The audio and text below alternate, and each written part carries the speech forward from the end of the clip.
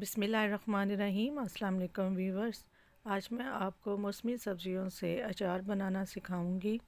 कुछ लोगों का अचार ख़राब हो जाता है, उसको काई लग जाती है। कौन सी ऐसी गलतियां हैं जिसकी वजह से उनका अचार ख़राब हो जाता है, वो तमाम टिप्स एंड ट्रिक्स मैं आपको बताऊंगी कि किस तरह घर के मसालों से आप खुशबूदार और मज़ेदार अचार बना सकते हैं और कई सालों तक उसको स्टोर भी कर सकते हैं। वीडियो को फुल वॉच कीजिएगा। जी, तो जो मैंने मिक्स सब्जियां ली हैं उसमें गाजर, लीमू, मूली और हरी मिर्च है।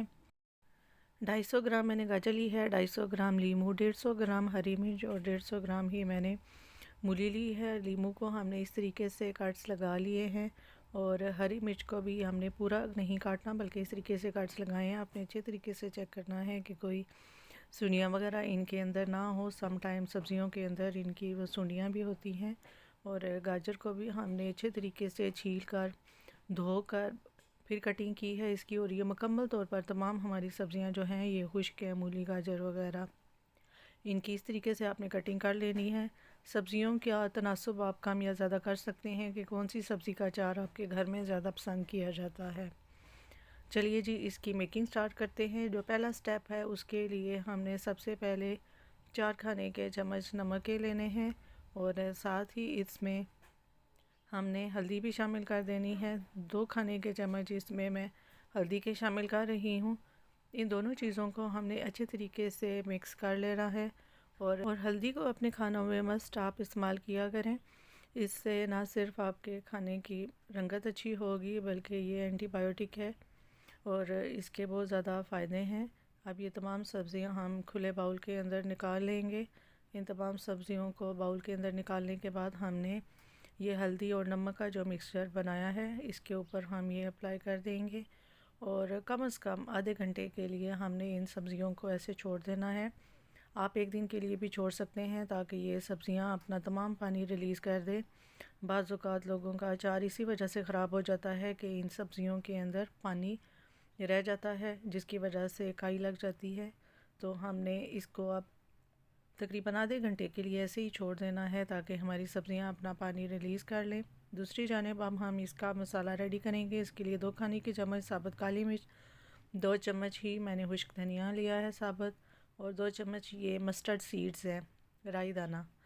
ये आप चाहें तो डाल सकते हैं, चाहे स्किप कर लें। और ये मेथरे हैं, मेथी दाना नहीं है, मेथरे हैं। और 4 चम्मच मैंने सौंफ के लिए हैं। इससे जायका और खुशबू में अचार की बहुत ज़्यादा इजाफ़ा होगा। 2 खाने के चम्मच मैंने साबुत ज़ीरा लिया है।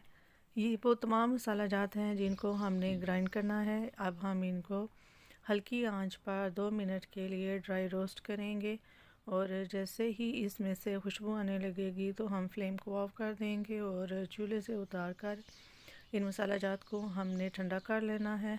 और फिर मिक्सी जार में या हवल दस्ते के अंदर आप इसको दरदरा पीस लें। इसका आपने फ़ाइन पाउडर नहीं बनाना बल्कि इस मसाला जात को आपने दरदरा सा पीस लेना है। और जैसे ही आप इसको इस तरीके से दरदरा पीस लेंगे तो आपने अलग बाउल में इसको निकाल लेना है। ये देखिए हमारा मसाला इतना ज़बरदस्त अचार का मसाला बनकर रेडी हो चुका है। इससे आप अचार गोश्त भी बना सकते हैं, अचारी भिंडी में भी इस्तेमाल कर सकते हैं। जी, तो हमारी सब्ज़ियों को आधा घंटा हो चुका है और इन्होंने अपना पानी रिलीज़ कर लिया है। अब हम अपनी स्टेनर बास्केट के अंदर इनको निकालेंगे ताकि इनका तमाम पानी जो है वो स्टेन हो जाए। अभी मैं आपको दिखाती हूँ कि सब्ज़ियों ने जो पानी रिलीज़ किया है। ये देखिए सब्ज़ियों ने मुकम्मल तौर पर पानी रिलीज़ कर दिया है। और अब हम अपना नेक्स्ट प्रोसेस स्टार्ट करेंगे इनकी कुकिंग का। एक मैंने कढ़ाई ली है, उसमें हम मस्टर्ड ऑयल डालेंगे। सरसों का तेल आपने डालना है और इसको थोड़ी देर के लिए कुक करना है। एकदम से डायरेक्ट हमने इसको यूज़ नहीं करना।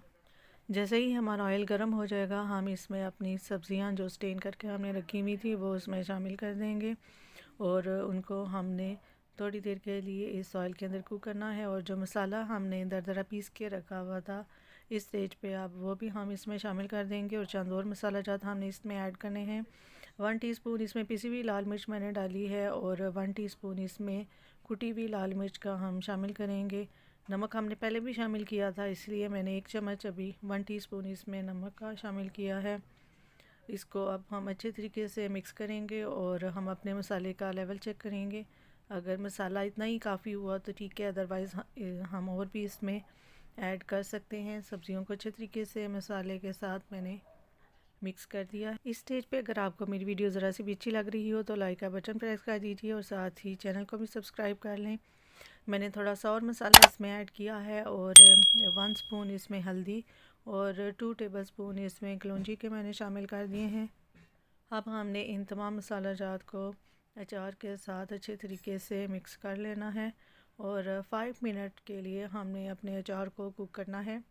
5 मिनट जैसे ही हो जाएंगे तो हमने फ्लेम को ऑफ़ कर देना है और अपने अचार को ठंडा होने के लिए रख देंगे। ये देखिए अचार हमारा ठंडा हो चुका है और जिस बॉटल में हमने इसको स्टोर करना है, आपके पास शीशे का हो, प्लास्टिक का, जो भी हो।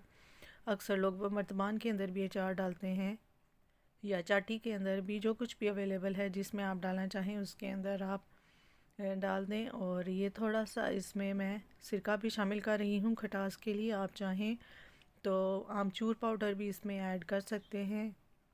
इसके अलावा इसमें हमने ऑयल का लेवल ज़्यादा रखना है ताकि हमारा अचार जो है वो ख़राब ना हो और उसको काई ना लगे। तमाम सब्ज़ियां जो हैं ऑयल के अंदर मुकम्मल तौर पर डिप होनी चाहिए।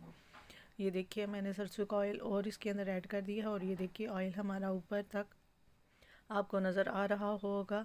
अब हमने इसको बंद कर देना है और ये देखिए हमारा मज़ेदार खुशबूदार मिक्स सब्जियों का अचार बनके तैयार हो चुका है। आप पराठे के साथ ज़रूर सर्व कीजिएगा। कमेंट बॉक्स में अपना फीडबैक मस्त दीजिएगा। नेक तमन्नाओं के साथ अपनी किसी नेक्स्ट रेसिपी के साथ दोबारा आपकी खिदमत में हाज़िर होंगी। तब तक के लिए अल्लाह हाफ़िज़।